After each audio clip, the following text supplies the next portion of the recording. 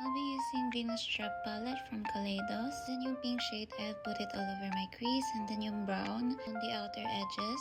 Smoke it out. Then I'm just drawing my aegusal. I'm highlighting the under eye fat para mas plump yung aegusal. And then I'm setting it with this pink powder pencil. Then I'm just cutting my crease with the light brown shade. Then highlighting the inner corners with the light pink. And then yung glitter. Tapos yung pink ulit for the aegusal. And then yung brown to contour. Then this white shadow for spot highlighting. Then this gorgeous glitter all over the lid. Tapos itong isa din sa inner corner. I love it. Look at that. Let's take a moment to appreciate the glitters. Then I'm gonna line my lower lash with this mauve pencil liner and then smoke that out with the pink. Then this rosy nude on my waterline.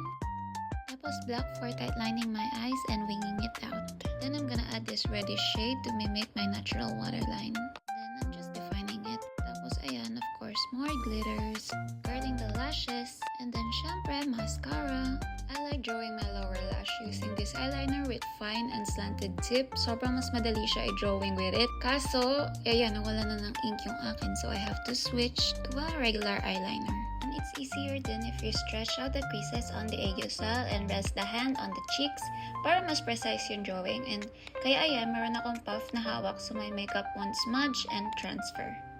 Then I'm just fixing and setting my eyeliner with Inglot Gel Liner mixed with Duraline. I'm gonna highlight the pinaka-inner corners with this purple duochrome pen. Then pop on some cluster manwa lashes. I like lightening my lips for the base para mas kita yung color ng main lip products na gagamitin ko.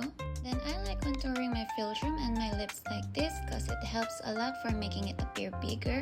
I know it looks weird right now, but we gotta trust the process. Tapos ayan, I'm gonna overline my lips focusing on the center lang and the bottom. Then a darker lip liner to contour the inner parts of the lips. Ito yung mag-uhulma ng lips. Parang ganon.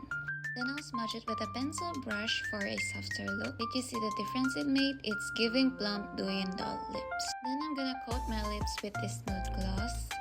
Tapos I want the color to be more cool toned, so I layer it with this mauvey gray gloss, focusing on the inner parts. And a little bit on the cupid's bow.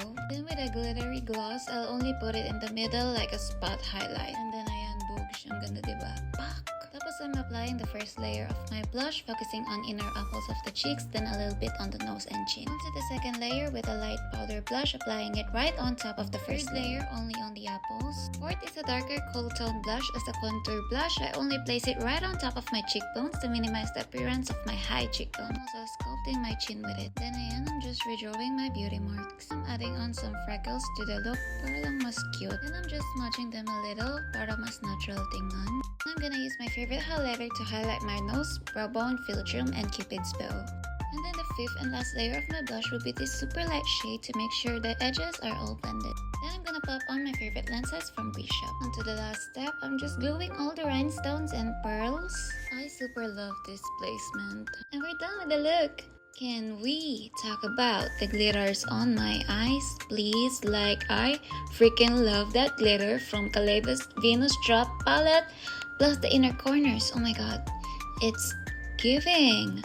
Comment down below what you think, or if you like this look, let me know, or if you've got any requests or anything. I'll see you in my next video. Bye!